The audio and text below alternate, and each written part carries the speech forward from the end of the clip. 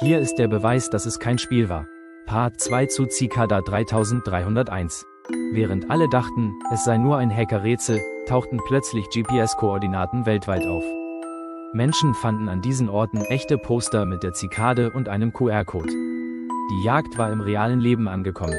Wer es durch alle Level schaffte, landete beim Liber Primus, einem Buch aus Runen, das bis heute ungelöst ist.